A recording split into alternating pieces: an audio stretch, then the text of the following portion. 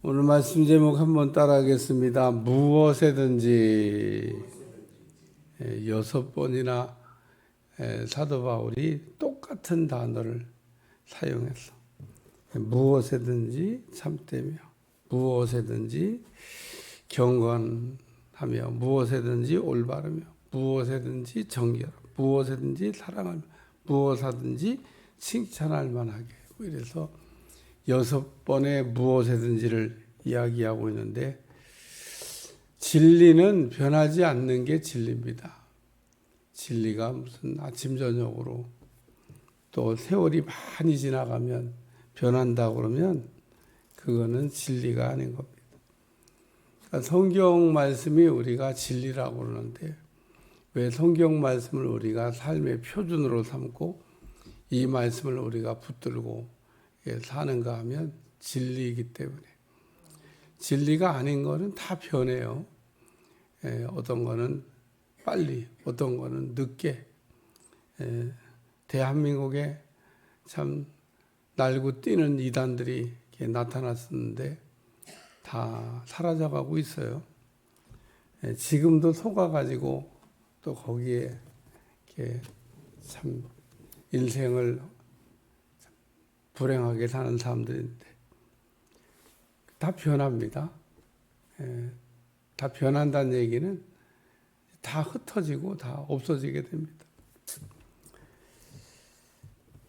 박태선이라고 신앙촌으로 모여야 된다고 하는 부천에 있는 신앙촌이 있어요. 지금도 남아 있습니다.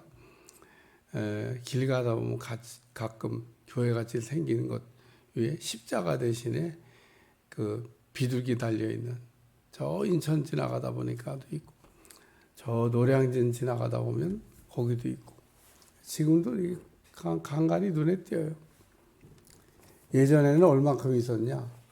우리나라 대한민국 동네마다 있었습니다. 그 교회가.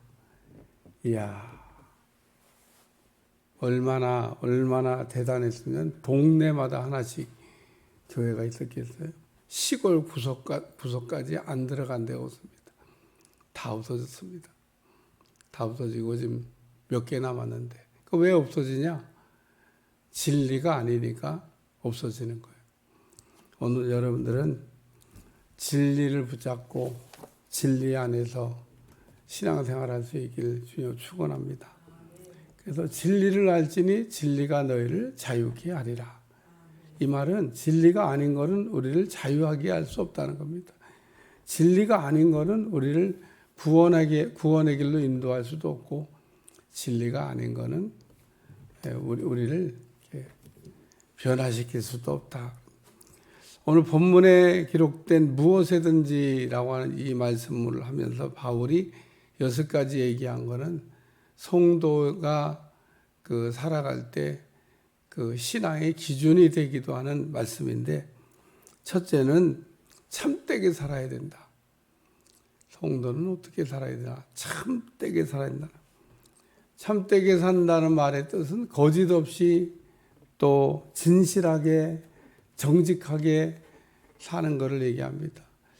성도가 이렇게 거짓되게 또 진실이 없이 또 정직하지 않게 사는 것은 성도의 모습이 아니다, 그런 얘기입니다. 오늘날 성도가 어떻게 살아야 되는지도 몰라서 참되게 사는 것을 잘 못하는, 무엇에든지 참되며, 참된 거는 뭐든지 참된 거지, 참된 거를 우리가 할 때 어떤 때는 참되고 어떤 때는 좀 살짝 거짓말해도 되고, 어떤 때는 정직하고 어떤 때는 살짝 정직하지 않다. 이런 게 아니라는 겁니다.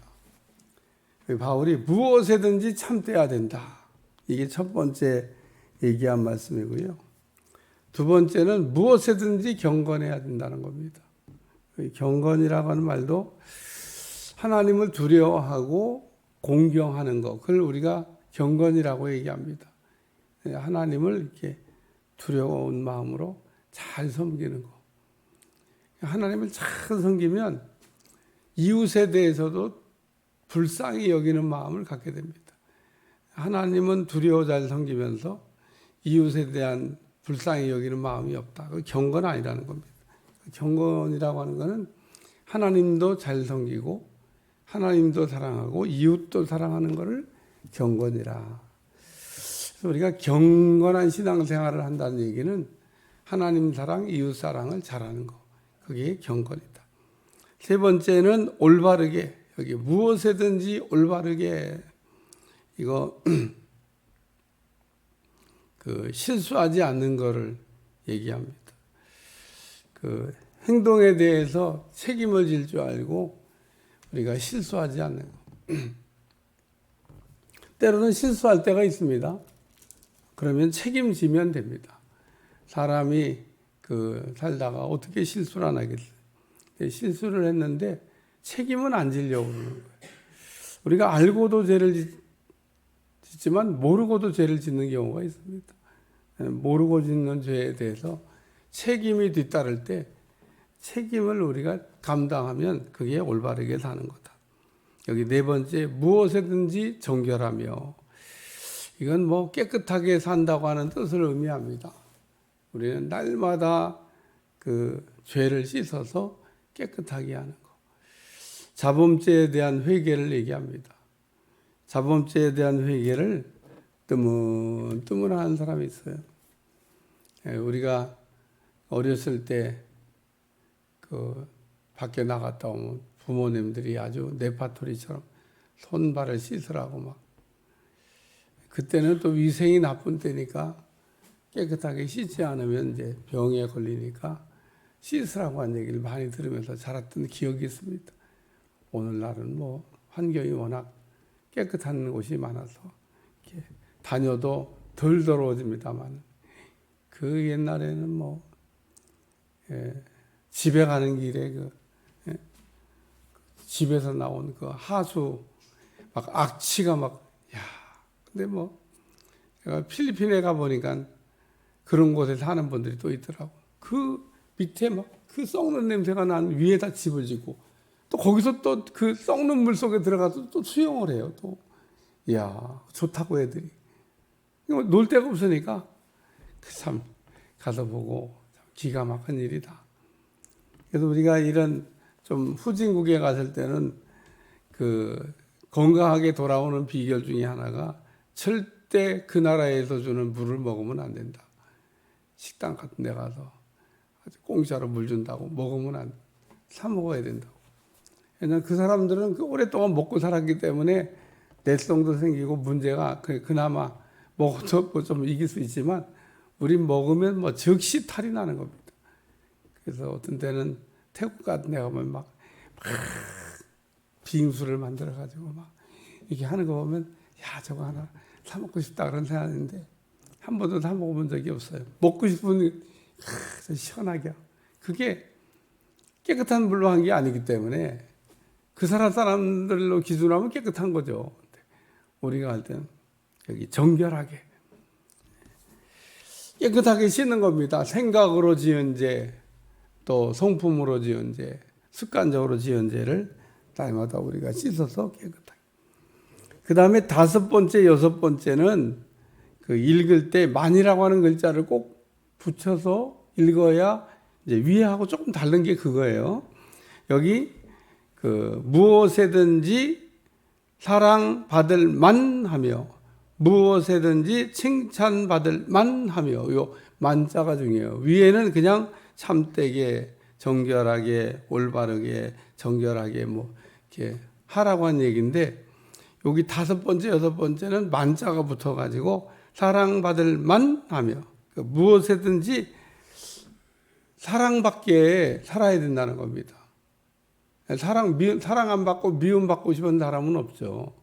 근데 그 사랑받을 우리가 그런 행동을 하면 사랑을 우리가 받죠. 우리 뭐 그렇지 않아도 사랑합니다만은 여기 사랑받을 만하며 무엇에든지 사랑받을 만하게.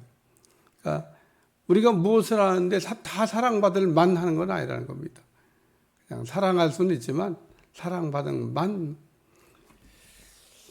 사랑받게 우리가 그 신앙생활 해야 된다 이런 얘기인 겁니다. 오늘 우리가 그 사랑을 받는 사람들. 성경에 보면 많이 나옵니다. 하나님의 놀라운 사랑. 그 대표적인 게 요한입니다. 요한복음을 기록했던, 요한계시록을 기록했던 예수님의 세 제자 가운데 한 사람 요한. 자기가 요한복음에다가 사랑받는 제자라고 써놨어요. 사랑받는 제자. 요한자는 뺐어. 근데 다 주석학자들이 자기를 써서 자기 이름은 안 쓴 거다. 사랑받는 제자.